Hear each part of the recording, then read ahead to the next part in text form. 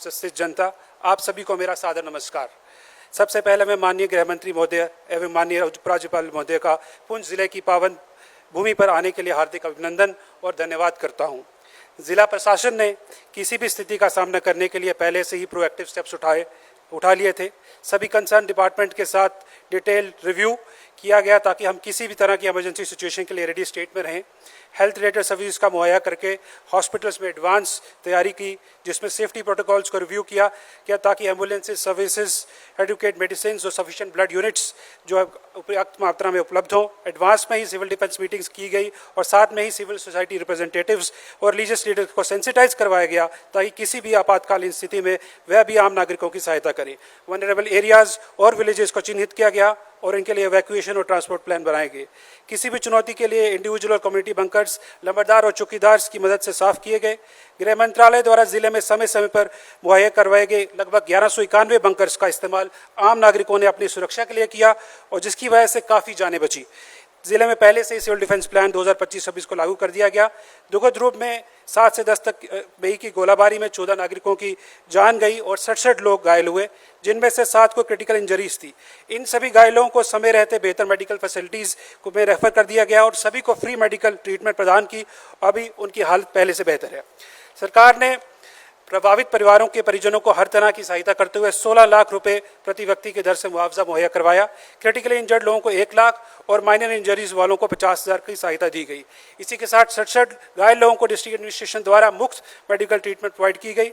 इस दौरान 706 residential properties को काफ़ी नुकसान पहुंचा, जिनमें से सीवियरली और फुली डैमेज प्रॉपर्टीज़ को 1,30,000 रुपये का मुआवजा दिया गया। 14 लाइफ स्टॉक्स का लॉस हुआ, जिसके लिए 5,44,000 लाख रुपये कॉम्पनसेशन डीबीटी के माध्यम से डायरेक्टली लोगों को ट्रांसफर किए गए। डिस्ट्रिक्ट के health doctors, medical staff, fire emergency department, police department और रेवेन्यू डिपार्टमेंट ने सराहनीय योगदान दिया। मेडिकल रिस्पॉन्स टीम ने इमीडिएट ऑन स्पॉट ट्रीटमेंट करके घायलों की ऑन द स्पॉट ट्रीटमेंट मुहैया करवाई। इसके साथ जिले में 62 एम्बुलेंस को डिप्लॉय कर दिया गया ताकि जिससे इंजरीज बहुत कम हुई और डेथ टोल को भी कम किया गया। यहाँ ये मेंशन करना ज़रूरी है कि लोगों को जल्द से जल्द रिलीफ पहुंचाने के लिए प्रॉपर्टी डैमेज और लाइफ स्टॉक लॉस को असेस करने के लिए सभी डिपार्टमेंट्स के ऑफिशियल्स द्वारा 7 दिन के रिकॉर्ड टाइम में कार्रवाई की गई।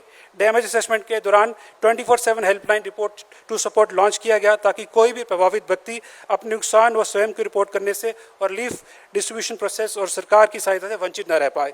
इन्हीं कोऑर्डिनेटेड एफर्ट्स की वजह से लोगों की जान बच सकी, कैजुअलिटीज़ कम हुई और कम से कम जान माल का नुकसान हुआ और बिजली और पानी की जो सर्विसेज हैं वो रिकॉर्ड 12 घंटे में रिस्टोर की गई। यह सहयोग न सिर्फ उस समय मुश्किल हालात में निपटने से सफल रहा, बल्कि आगे चल के लोगों का पुनर्वास और जीवन का सामान्य करने में मजबूत नींव भी बना। धन्यवाद। जय हिंद। Thank you. बहुत बहुत शुक्रिया विकास कुंडल जी, जिला मजिस्ट्रेट पुंछ। और अब मैं माननीय उपराज्यपाल जम्मू और कश्मीर श्री मनोज सिन्हा जी से विनम्र आग्रह करता हूं कि यहाँ उपस्थित जन और अधिकारियों को संबोधित करने हेतु पधारें। माननीय उपराज्यपाल महोदय।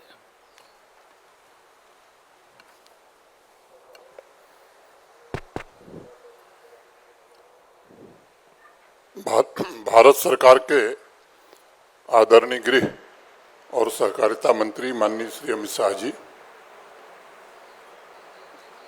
दिल्ली के मंत्री श्री मनजीत सिंह सिरसा जी, जम्मू कश्मीर के वन मंत्री श्री जावेद राणा साहब, विधानसभा में नेता प्रतिपक्ष श्री सुनील शर्मा जी, यहाँ पर उपस्थित भारत सरकार और जम्मू कश्मीर प्रशासन के सभी वरिष्ठ अधिकारीगण,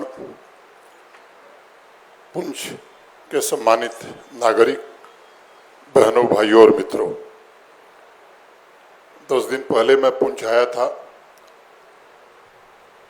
और माननीय गृह मंत्री जी, उस दिन भी मैंने कहा था कि माननीय गृह मंत्री जी का जो निर्देश है उसको पूरी तरह जमीन पर कैसे उतारा जाए, इसका हर प्रयास पूरे जम्मू कश्मीर में किया गया।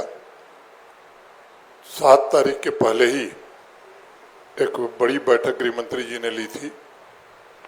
तारीख मुझे याद है 4 मई, और उस दिन हर परिस्थिति में कैसे प्रशासन तैयार रहेगा इसकी पूरी डिटेलिंग हो गई थी।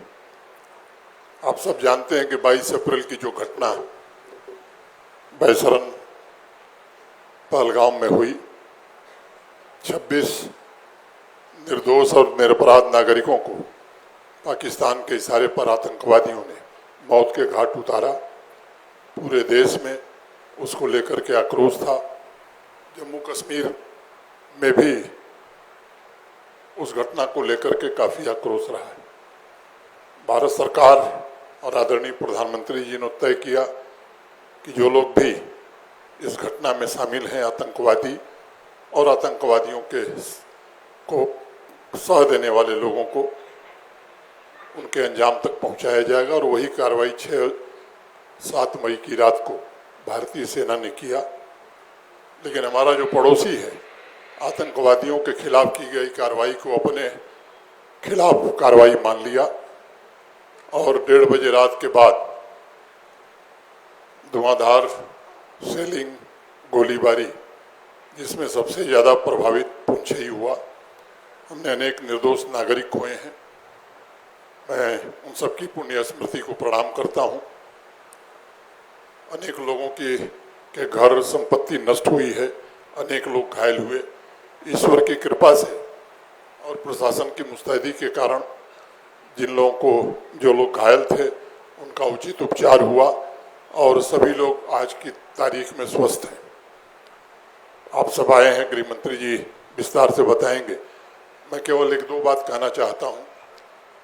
जैसा यहाँ के जिलाधिकारी ने बताया, मोटे तौर पर जिन लोगों ने अपने परिजन खोए थे उनको आर्थिक सहायता 6 लाख रुपए गृह मंत्रालय भारत सरकार की ओर से और 10 लाख रुपए जम्मू कश्मीर सरकार की ओर से दे दिए गए हैं।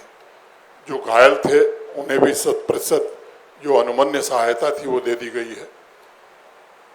डिजास्टर मैनेजमेंट में जिनके घर को नुकसान हुआ उन्हें भी वो कोई मुआवजा नहीं है, वो केवल सहायता है जो अनुमन्य है।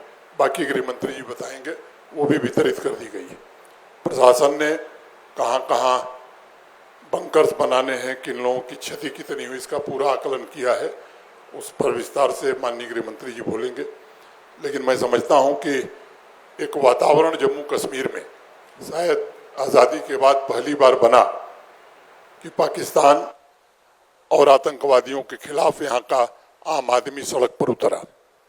और मैं समझता हूं कि इसके कारण एक बदली हुई तस्वीर दिखाई पड़ रही है। और मैं एक बात और कहना चाहता हूं कि अब किसी को भ्रम नहीं होना चाहिए। पाकिस्तान यहाँ की अर्थव्यवस्था को, यहाँ के पर्यटन को, यहाँ की आवाम को शुरू से निशाना बनाता रहा है। 47 में जब आज़ादी मिली तो कोई नया घर होता है तो नया घर संवारने की कोई कोशिश करता है। लेकिन आज़ादी के कुछ दिनों बाद ही उसने कबायली और सेना को मिला करके आक्रमण किया। तो ये रवैया उसका शुरुआत से चला आ रहा है।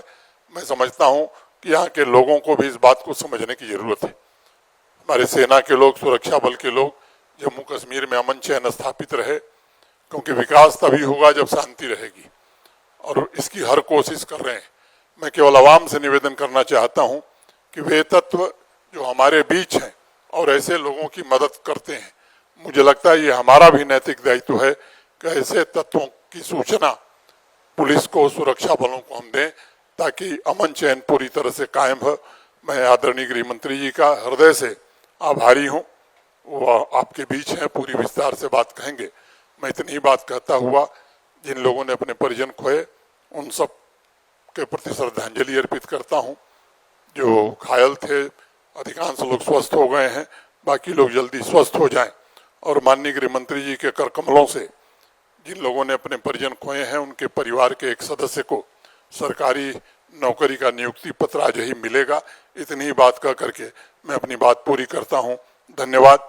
जय हिंद।